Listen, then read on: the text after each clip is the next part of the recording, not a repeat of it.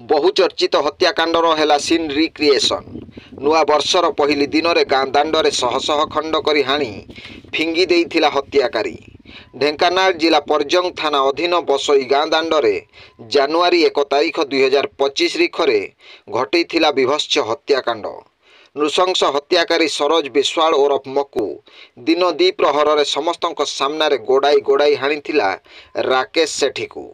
राकेश को हाणी गाँ मध्य चौपाढ़ी पणा खुंटी बड़ी देइथिला नृशंस हत्याकारी सरोज विश्वाल।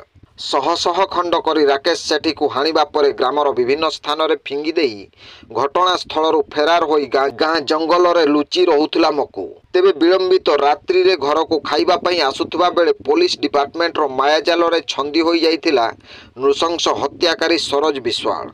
हत्यार कारण पचारिबारु भाई हत्यार प्रतिशोध नेबा कथा कहिछि हत्याकारी मकु। परे डिपार्टमेंट द्वारा हत्या समय सीन रिक्रिएशन करा जाइछि।